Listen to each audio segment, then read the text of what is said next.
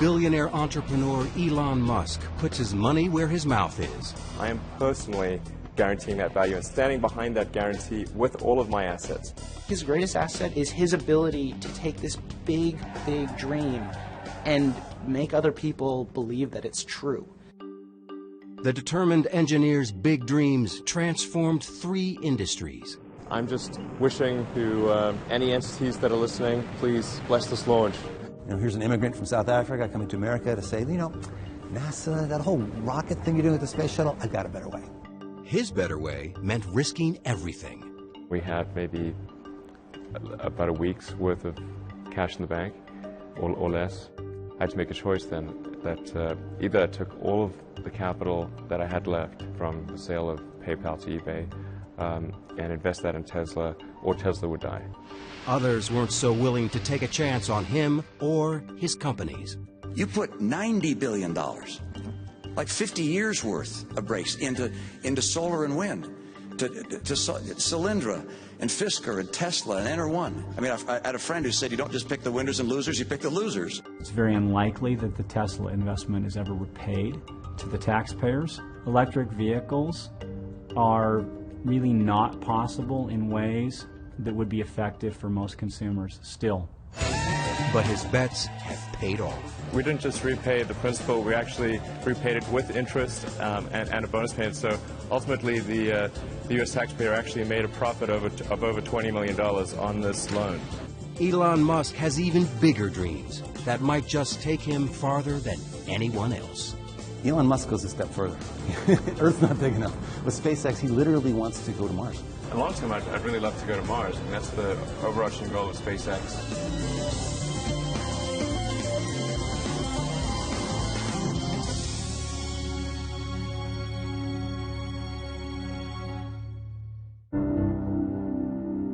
When I was a little kid, I was really scared of the dark. But then I sort of came to understand, okay, well, dark just means really the absence of photons in the visible wavelength, 400 to 700 nanometers. It's hard to believe that entrepreneur Elon Musk was ever afraid of anything. And Elon said, darkness is merely the absence of light. Then I thought, well, it's really silly to be afraid of a lack of photons. Then I wasn't afraid of the dark anymore after that. Once one of the kids said to him, look at the moon, it's 1 billion miles away. And he said, well, no, it's actually under 250,000 miles away. And they said, oh, Elon! Entrepreneur Elon Musk has spent his life proving people wrong. Growing up in South Africa, Musk was the oldest of 3 children and started school a year early. His father was an engineer. His mother, May, was a model and nutritionist. He was the youngest, he made about 2 days, and the shortest, and then he was this brilliant boy, and so people didn't really like him. So I was this little bookwormy kid and probably a bit of a smart aleck, so this is a recipe for disaster. Not that he told me much about it, but he was picked on quite a bit. So I just read a lot of books and tried to stay out of people's way during school. And so his social life was much less than my other 2 kids. And that's a typical nerd. I read all the comics I could buy or that they'd let me read at the bookstore before chasing me away. I read everything I could get my hands on from when I woke up to when I went to sleep. At one point I really ran out of books and started reading the encyclopedia. And he has a photographic memory, so he could remember everything. Anytime I had a question, my daughter Tosca would say, call Genius Boy. His brother, Kimball Musk. When Elon was 10 years old, he got tested by IBM, and he was found to have one of the highest aptitudes they'd ever seen for computer programming. I tried taking some computer classes, but I was way ahead of the teacher, so it didn't really help. So I started programming a space game called Blastar. Musk, already thinking like an entrepreneur, figured out how to sell his game. And I don't think they realized I was 12. We decided we were going to open an arcade out near our high school. We were big into video games. We figured that it was going to be a huge hit. We got a lease on a building. We got the arcade provider to deliver the equipment. And the only thing we needed to do by the end of it was get the city to approve what we were doing. But an adult had to apply for a city permit, and they hadn't told their parents what they were up to. And of course, they told us we were not going to be opening up an arcade. Max Chafkin is a technology and business journalist who has profiled Elon Musk several times. Really, the most amazing thing about his childhood is his escape from South Africa. I remember thinking and saying that America is where great things are possible, more than any other country in the world. It's a little cliche, but it's true. America is the land of opportunity. By moving, Musk would also avoid mandatory service in South Africa's army. Growing up in apartheid South Africa was pretty surreal. I mean, we didn't support that government, we didn't believe in it. And so the idea of actually going to the military service was really out of the question. I told my parents I was going to Canada, and they tried to convince me not to leave. And off he flew, and I thought, wow, he's so independent. Of course, as soon as he lands, he calls me and he says, what do I do now? So I bought a bus ticket from Montreal to Vancouver, and that allowed me to kind of see Canada, at least from the highway. He worked at odd jobs across the country before settling at Queen's College in Toronto. In fact, when I went to college, I rarely went to class. I'd just read the textbook and then show up for exams. The big appeal at the university was being able to date girls my own age. I actually met my first wife there. Musk got an engineering and business degree from the University of Pennsylvania and a scholarship to go to Stanford. Silicon Valley was the promised land. I really wanted to kind of go where the really exciting breakthroughs were occurring. Elon had this ability to look at the world and go, this is a real problem that's going to happen in 20 years. He looked around and he saw that the world-changing stuff was not happening at Stanford. I didn't even go to class. I called the chairman of the department and said, I'd like to try starting this internet company.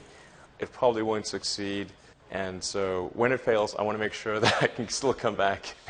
My kids do funny things, and I'm never too concerned about them because, you know, if Elon wanted to drop out of college, he could always go back. My brother was in Canada at the time, and I said, look, I think we should try to create an internet company. So he came down and joined me. He had, $2,000, no friends, barely enough money for an apartment. I think he told me he was showering at the gym because they didn't have a shower where he was living. We just got some futons that there were couches during the day and then turned into beds at night. Steve Jurvetson is a venture capitalist in Silicon Valley. I first met Elon and Kimball Musk, his brother, back in the mid-90s when they first set foot in California. I think they'd been here for about a week, and they were pitching a new company called Zip2. Silicon Valley in the mid-90s and late 90s was a gold rush. People were flocking to the region to find riches, to make it in the internet business. Musk came up with an idea to bring newspapers into the digital age. He took a CD-ROM Yellow Pages, some mapping software, wrote a little code, and put it all together to create the first online city listings. Elon was more the business mastermind, I was more the sales guy. I still had my core programming skills, so I was able to write the software needed for the first company. Now, when Elon was starting Zip2, keep in mind, the internet was just a couple of years old. Most local businesses were not on the internet. And the way you found a local business was you opened up the Yellow Pages. The thought was the media companies, like the newspapers, are going to need help coming online and building lots of functionality into their websites. We had someone literally throw a Yellow Pages book at us and tell us, do you think you'll ever replace this? And we thought the guy was crazy. Because not only were we going to replace this, but that's not where it ended. It would keep going from there. It wasn't long before media companies across the country were signing up. And so we were able to get as investors and customers the New York Times Company, Hearst, Knight Ridder, and a number of other companies. In 1999, the Alta Vista division of Compaq bought Zip2 for $307 million in cash and $34 million in stock options. Musk was just 28 years old. I thought, that's crazy. Why would somebody pay such a huge amount of money for this little company that we have? It actually obviously turned out very well for them financially, so obviously they knew a lot more about it than I did. When the kids sold Zip2, it was the most exciting day. We couldn't believe it because you don't know in the internet world if you're going to, make $1 million or die tomorrow.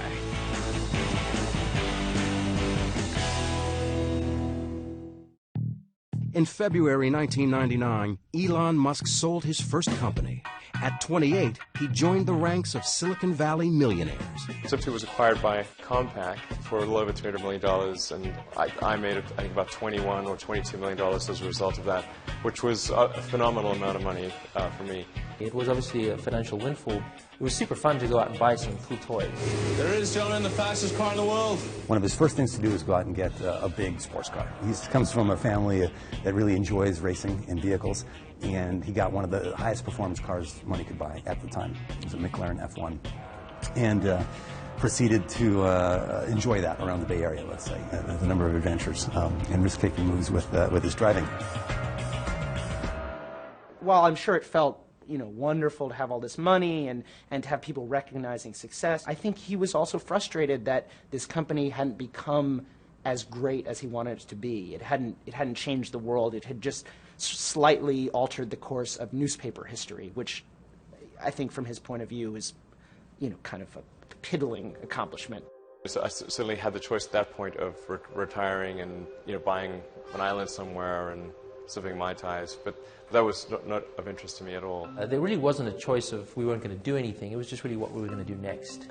In Elon's case in particular, it was really just a stepping stone. The goal in doing my second internet company was to create something that would have a profound effect. And it seems to me that the financial sector had not seen a lot of innovation on the internet. And money is really just an entry in a database. And it's low bandwidth. It seems like it's something that should lend itself to innovation. He was very rich. I mean, just more money than most people could dream. And he took almost no time in between that sale and starting the company that became PayPal. Musk's new company created something we take for granted today. It changed the way the world buys things, the way money is transferred from one person to another. At the time, transactions were very slow. People would have to mail checks to each other, so it could take weeks just to complete a single transaction. With his windfall from the sale of Zip2, Musk quickly turned around and founded X.com to make electronic cash transfers possible. But his new company collided with a rival mobile payment company called Confinity. And they were really competing against each other, and the real enemy at the end of the day was eBay. We combined our efforts in order to compete effectively against eBay's built-in system. They called the new company PayPal. When he looked at PayPal, his goal was not to create a place you could do person-to-person payments. His goal was to transform the financial industry. We're able to become the leading payment system in the world, and then eBay finally threw in the towel and acquired PayPal in early 2002. Musk and his partners sold PayPal for $1.5 billion. Musk was the largest shareholder and walked away with $180 million. He was 30 years old. I could have bought probably a chain of islands, but that again, that was obviously just not of interest to me. Islands weren't of interest, but outer space was. It's just a much more exciting, inspiring future if we're out there exploring the stars, as opposed to a future where we are forever confined to Earth. I was thinking, well, I wonder when we're going to Mars. When is NASA going to go to Mars? And I went to the NASA website, and there was no plan to go to Mars, and no plan to really even take the next step in space exploration. This is Elon saying he wants to go and enable this human civilization to leave the planet Earth. It's about as big a vision as you could possibly imagine. And that's going to require funds, and he has enough funds to go do it, so he's going to go do it. Musk had the outrageous idea that private enterprise could actually re-energize space travel. And in June 2002, he founded Space Exploration Technologies, or SpaceX. Elon was the only funder of the company for its early years. Another incredibly risky move to say, nobody on the planet thinks this idea is financeable. I'm going to fund all of it myself, to the tune of almost $100 million, which was the majority of his net worth at the time, into a dream to take on the military-industrial complex. Here's an immigrant from South Africa coming to America to say, NASA, that whole rocket thing you're doing with the space shuttle, I've got a better way. I actually traveled to Russia 3 times to look at buying a refurbished ICBM without the nuke.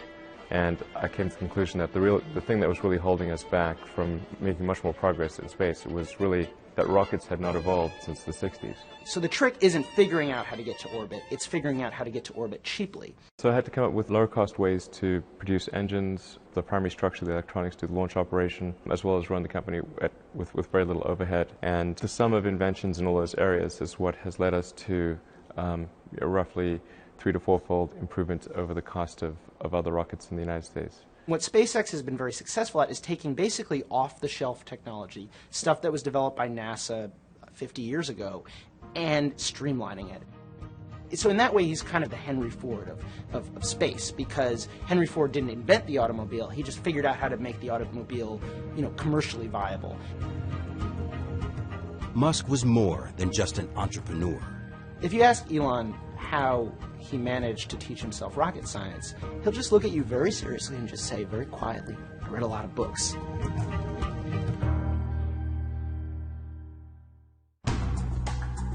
"32-year-old Elon Musk had his next big idea at his family's annual visit to Burning Man, the counterculture desert happening.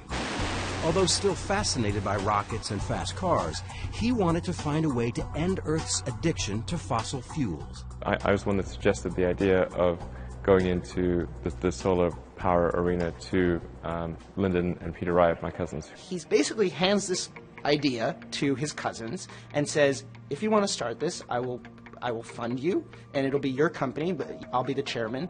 And they say, "Okay," and it works almost perfectly. What they've figured out is that if you sort of do 100 things 10% better in the area of solar cell installation for homeowners, you can dramatically consolidate an industry that's currently a bunch of mom and pop shops. So what SolarCity did was they said, how about no money down? You want solar cells? We'll just put them in. You don't pay a cent. Right? It's like leasing a car, but even better. SolarCity started in 5 western states and soon grew into the largest solar service provider in the U.S.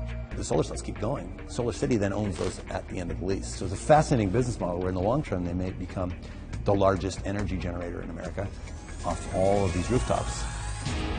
But renewable energy was just one part of a much bigger goal. Musk had a more ambitious plan for a sustainable future. He had this idea that he wanted to make electric cars, help humanity get off fossil fuels. And so SolarCity is about sustainable energy creation, whereas Tesla is about sustainable energy consumption.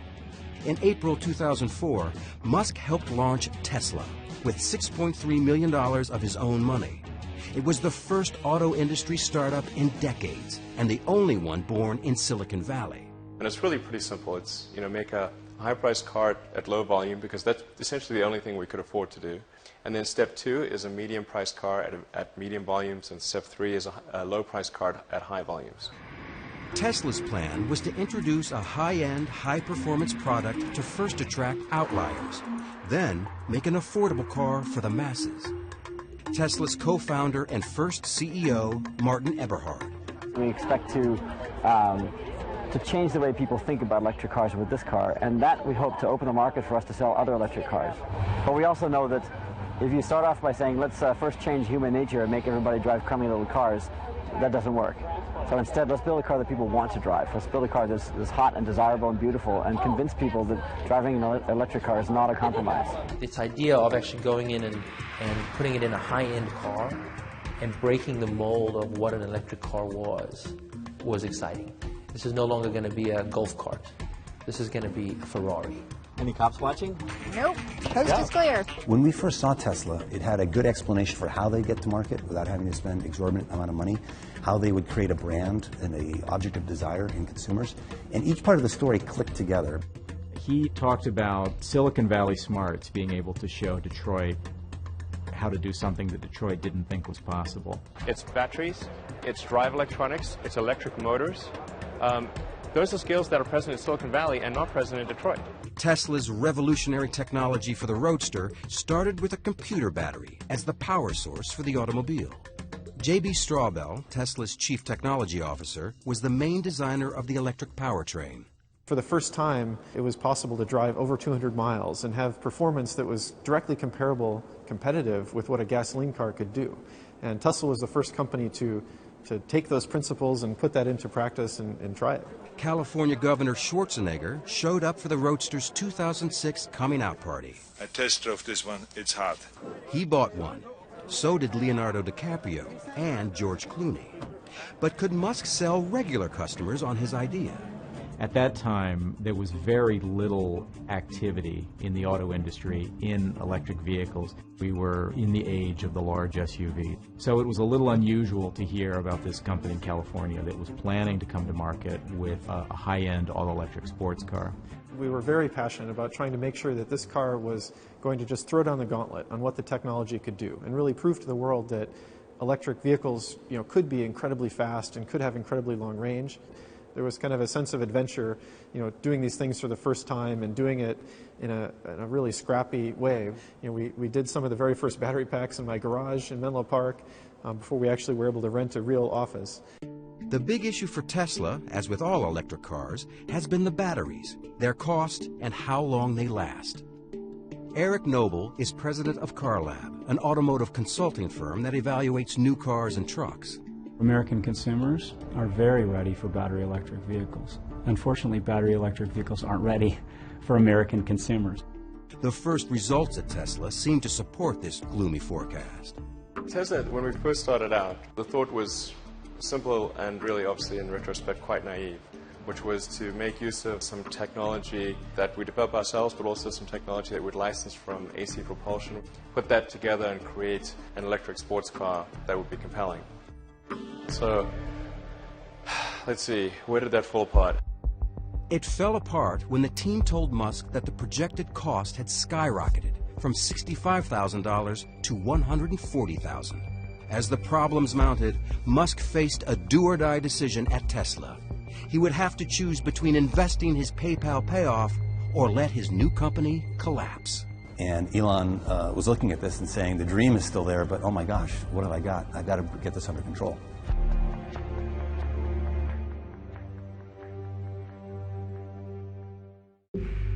By 2007, Tesla was running out of money, fast. No one wanted to step up to save the unproven automobile startup. Elon Musk had to take the leap alone.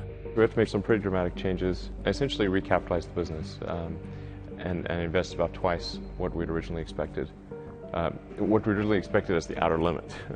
Basically, Tesla got to this point where they only had enough money in the bank for a couple of months, and there's nobody around who are willing to put more money in.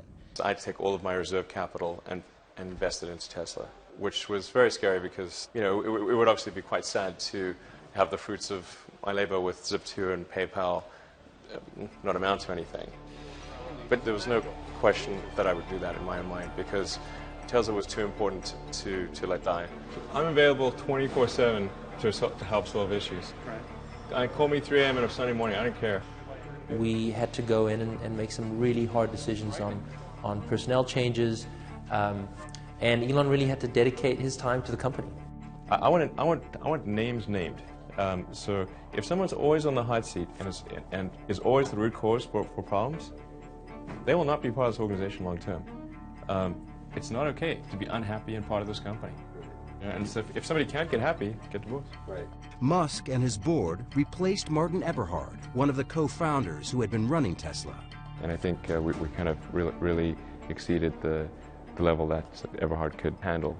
And that became apparent in 2007. We either were going to have to shut the company down or Elon was going to have to take over as CEO. It was actually a process of building a company as well as building a car. A lot of people that fit in very well with a company when it was extremely small, didn't end up fitting in as well when it was larger. Eberhard didn't go quietly. He sued Musk for libel, slander, and breach of contract. I believe that I was scapegoated to take the blame for the programs that were not run well. Musk resolved the disputes through mediation, but his company was in serious financial trouble. In September 2007, Musk flew to Germany with a scheme to raise extra cash by forging an alliance with Daimler-Mercedes. Daimler is the company that invented the internal combustion engine car, the maker of Mercedes, Smart, and their endorsement carries a great deal of weight. So that was just a very important moment. He had to convince the company that Tesla could supply battery packs for its cars. They were skeptical. Really, the key thing with Daimler was to demonstrate hardware that worked. You know, if they can't touch it, they can't drive it, it's not particularly real. He pushed his team to retrofit a Daimler smart car with Tesla's electric motor. But first, they had to find one. The challenge of converting a smart car to electric was doubly difficult because we couldn't find a smart car. The smart car was not for sale in the United States, so we had to send somebody down to Mexico to buy a smart car, bring one to the US, and then the smart car is really tiny, so we had to fit a motor and power electronics and charger and everything in the smart car. The challenge was daunting. To replace the smart car's gas engine with a Tesla drivetrain and battery, fit it in the tiny space under the hood, and do it all in less than 4 weeks. We didn't have much time at all. We knew that from the beginning, and we kind of prepared for almost battle and, you know, set up a war room in the shop. They worked around the clock, stealing naps on the factory floor, right up to the deadline. The Daimler executives arrived not at all convinced that it made any sense to work with an American car company, let alone a little tiny American car company in Silicon Valley. While waiting for Daimler's decision, Musk brought in one of the world's leading automobile designers to help create his next project, a modern and sexy family sedan, which he called the Model S.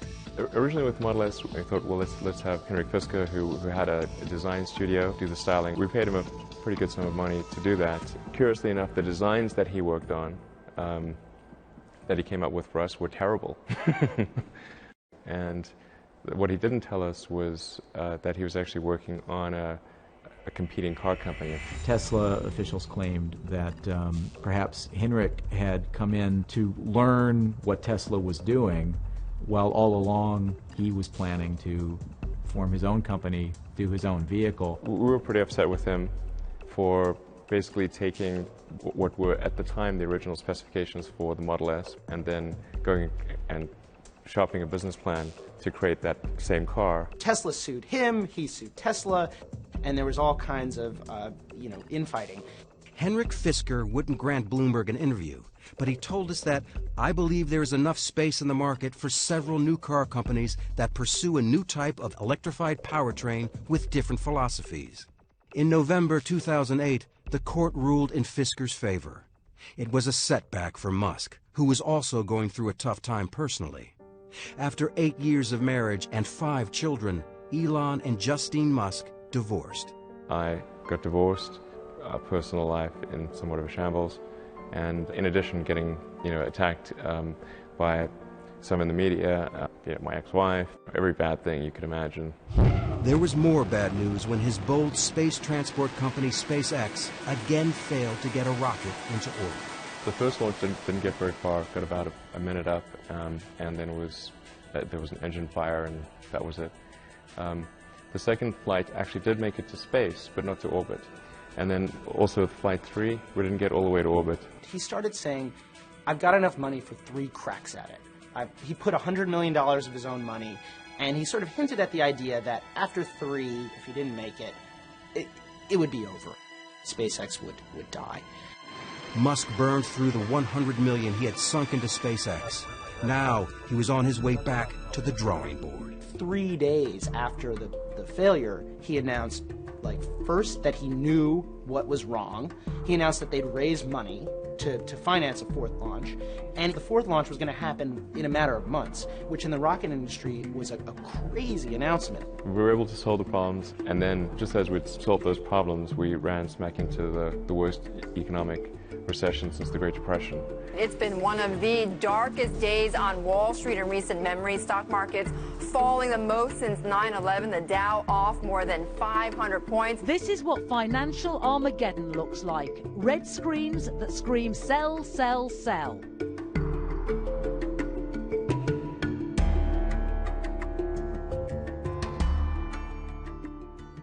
It was a week that shook Wall Street and indeed the world. And a realization that the economy may still head into a deeper downturn. As 2008 drew to a close, Elon Musk faced the worst crisis of his career. All 3 of his companies appeared to be in free fall. The worst point was probably just the weekend before Christmas in 2008. We had the economic tsunami take place and made things even worse. If it wasn't needed, we had to shut it down and just figure out how do we get through this dark period and not go bankrupt. General Motors shares falling to more than a 20-year low after Goldman cut the automaker's rating to sell on a worsening sales outlook. That was tough. I mean, it was obviously an economic period that saw the bankruptcy of General Motors and Chrysler, and there we were, a young company selling a very optional car. I mean, it was really people don't need a $100,000 sports car. And they certainly wouldn't want one getting poor reviews. The popular BBC program Top Gear took the Tesla Roadster on a test drive in December 2008. This car then really was shaping up to be something wonderful. But then... although Tesla say it'll do 200 miles, we worked out that on our track it would run out after just 55 miles. And if it does run out, it's not a quick job to charge it up again. The combative CEO charged the incident was faked and said he had proof that the Roadster had not run out of power. He sued the BBC to block reruns of the show. The case was later dismissed. But things would get even tougher. His energy company, SolarCity, foundered. The bank that had backed their leases pulled out of the deal. I certainly did not anticipate that we would have the worst economic climate since the Great Depression, and one which was disproportionately bad for cars. I mean, General Motors went bankrupt. I mean, General effing Motors, you know? Musk was in the fight of his life. We had maybe about a week's worth of cash in the bank, or less, and there was just very little time left in the year to resolve these things. I mean, there were like 2 or 3 business days left in the year. I never thought it was possible for me to have a nervous breakdown, but if it was possible for me to have a nervous breakdown, that was about as close as I was going to come. When Elon was going through his sad period, I was so sad. I felt like I had a hole in my heart, and there's nothing you can do. You just hurt so much, and I just didn't see him getting out of it. He was just so sad. And then the next thing I get this call saying, "Ma, you can't believe it. I've met a wonderful woman." The one bright spot was meeting Tallulah Riley, a British actress who had never heard of Tesla, SpaceX, or Elon Musk. They married in 2010. I thought he was some sort of hapless engineer that had wandered into a London club, and he just looked so forlorn. He was sort of just sat in a corner on his BlackBerry, and he looked really out of place and sad. I was, trying to be very sweet to him and sort of humouring him, going, "Oh yes," when he was going, "This is my rocket, and this is my car." Musk's personal life was looking up, and the future of SpaceX was finally taking off. We have liftoff. The 4th attempt to launch the Falcon 1 was a huge success. And 3 months later, NASA rewarded SpaceX with a $1.6 billion contract to resupply the International Space Station. But Musk had no time to celebrate. Tesla was on the verge of financial disaster. I had to make a choice then that either I took all of the capital that I had left from the sale of PayPal to eBay and invest that in Tesla, or Tesla would die. The company is really teetering on the brink of failure. And there's this board meeting late in 2008 where they're discussing what's going to happen. And Elon just says, "Well, I'm going to raise a $40 million round to keep the company going." And the board members are kind of wondering, well, how's he going to do that? And he says, "I'm going to put it all in myself."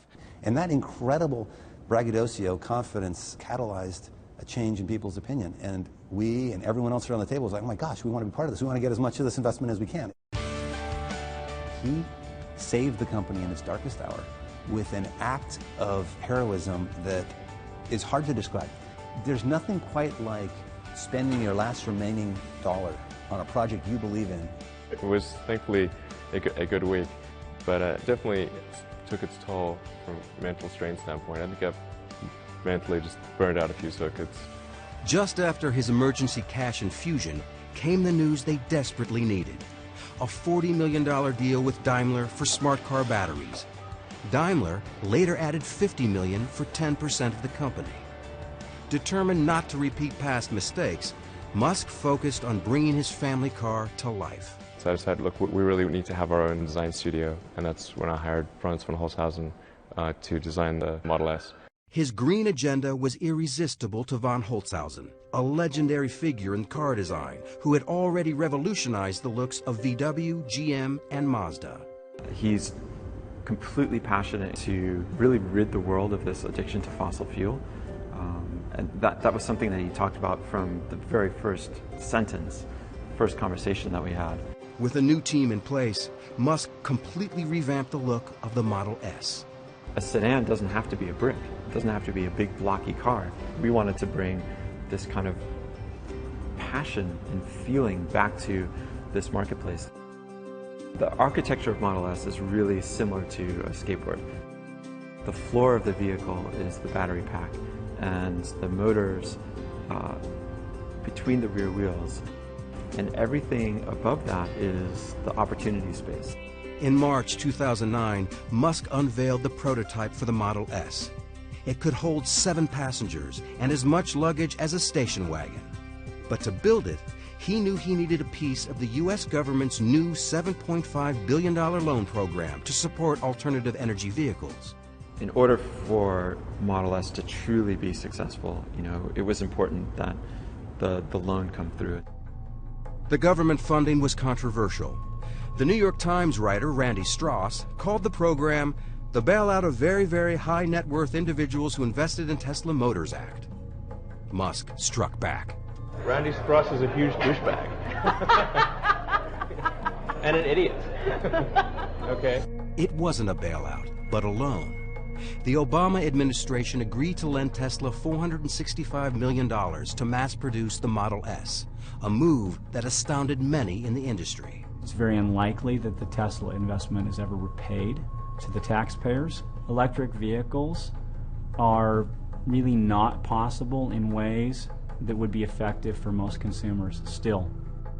This is just the religion of electric vehicles, and like Jonestown, that religion will come to an end. There are most certainly people who want to see Tesla fail because it is an attack on the mainstream car industry. Of course, the biggest impact that Tesla will have is not the cars that we make ourselves, but the fact that we show that you can make compelling electric cars that people really want to buy. The government loan came with a challenging condition. To get the money, he had to first find a place to build his electric car.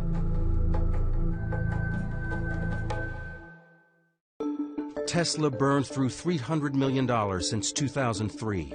Elon Musk needed to get his Model S into production fast. Ever the risk taker, he took another giant gamble, purchasing a plant in Fremont, California, abandoned by Toyota. The dream factory location for Tesla was always the NUMMI factory, which was a 50% Toyota, 50% General Motors factory. It's one of the biggest car plants in the world. It's a great location close to Tesla headquarters. The reality is, for very little money, Toyota got an albatross off its books. From an industry perspective, it looked incredibly savvy on Toyota's part and incredibly naive on Tesla's part. Car factories are big pieces of sunk capital. To retool a factory takes a tremendous incremental investment. The acquisition released the government funds to begin production. Despite the fact that Tesla had posted a profit just once since its founding, Musk took his company public in June 2010. The smartest money in the world is betting on Tesla. Not everyone was as upbeat about the company's future. Tesla stock voted by Wall Street as the least likely to succeed. You don't want to own this stock. You don't want to lease it. Heck, you shouldn't even rent the darn thing. There hasn't been an IPO of a car company in America since Henry Ford, and that caught people's attention. Investors ignored the skeptics. Tesla raised $226 million in its IPO. Musk now had the capital to get rolling on the Model S. You just saw on his face this sort of just elation and this feeling like all of this suffering is worth it, and it's real now. 3, 2, 1. Lift off. Falcon 9 has cleared the towers. In 2010, after winning the $1.6 billion contract from NASA, SpaceX became the first private company to successfully launch and return a spacecraft from orbit. So SpaceX was the first purely commercial ground-up development to reach orbit. The first successful launch at SpaceX was an incredibly emotional time. Falcon 9 Stage 2 and the Dragon capsule are now in orbit around the Earth. I'm just wishing to any entities that are listening, please bless this launch. 3, 2, 1. And 2 years later, in May 2012, it made history as the first privately held company to send a cargo payload to the International Space Station. Back on Earth, the long-awaited launch of Tesla's new sedan was also taking off. It's time to start delivering Model S! The Model S started rolling off the production line, although questions about range and service remained. Let them go! Not everyone was cheering. In a 2012 presidential debate, Republican candidate Mitt Romney blasted President Obama for the government loan to Tesla, lumping Tesla in with other financially troubled green companies. You put $90 billion, like 50 years worth of breaks into solar and wind, to Solyndra and Fisker and Tesla and Enter1. I mean, I had a friend who said you don't just pick the winners and losers, you pick the losers. But Tesla was no loser in the eyes of the automotive industry. The Model S was the first electric sedan to win Motor Trend's Car of the Year. Musk didn't have much time to celebrate. A few months later, the New York Times delivered a devastating review of the Model S. It reported the battery died on its test drive from Washington to Boston and published an image no CEO would want. There was this sad shot of our car on a flatbed, as though that was the only outcome possible for such a drive. And that's just not true. Musk went on the offensive. And lots of people said, oh, you know, it doesn't matter if you're right or wrong, you don't battle the New York Times. And it's like, the hell with that. The battle between the reporter and the renegade CEO ended when the New York Times public editor concluded the reporting was imprecise, but not done in bad faith. But the story didn't affect his bottom line. Remember that loser comment from a presidential candidate about the $465 million government loan? It really feels good to have repaid the U.S. taxpayer. That's really what's important here. And we didn't just repay the principal, we actually repaid it with interest and a bonus payment. So ultimately the U.S. taxpayer actually made a profit of over $20 million on this loan. Tesla repaid the loan 9 years ahead of schedule. Never short on optimism or confidence, Musk made a stunning promise for the nearly $70,000 car. We're guaranteeing that the value of the Model S will be no less than that of a Mercedes S-Class after 3 years. I am personally guaranteeing that value and standing behind that guarantee with all of my assets, not just with Tesla. He has guaranteed free charging for the life of the car and has expanded the charging system across the country. You'll be able to travel all the way from LA to New York just using the Tesla Supercharger network. And the Supercharger system is free. So it's not just free now, it's free forever. That's the Tesla commitment. His commitment to customers has paid off. Since its IPO, Tesla shares were up more than fivefold. SpaceX and SolarCity were also turning profits. And NASA's our biggest and most important customer, but almost 3/4 of our customers are commercial. SpaceX says it has more than $4 billion in revenue under contract. But of all his companies, perhaps the greatest success was the one addressing the world's energy need. SolarCity is now the largest solar service provider in the U.S. and has more than quadrupled in value since its initial public offering in December 2012. SolarCity has been very, very impressive. I mean, there are, thousands of people with panels on their roofs and lots of big offices. I believe eBay has SolarCity panels. So it's having a very big, very visible impact on the world. He really wants to change the world. And in Elon Musk's vision of the future, you'll have clean and renewable sources of energy feeding the grid, and all of our vehicles will run off that. This is really the future. It's something you want to tell stories about. Elon has a self-confidence that is it's breathtaking. And it's especially breathtaking when you think about the things he's confident about. The idea that humanity is going to get to Mars. That not just humanity is going to get to Mars, but that he, in his lifetime, Elon Musk, will get to Mars. Crusader or canny businessman. Named one of Time magazine's most influential people in the world, the risk-taking, multitasking CEO's estimated net worth was $6 billion in June 2013. Divorced for the second time, Musk splits his time between his 5 sons, his companies, and thinking about the future. Just, is it significant? Really, the question is, are things I'm working on, are they really going to matter, or do they have the potential for really mattering?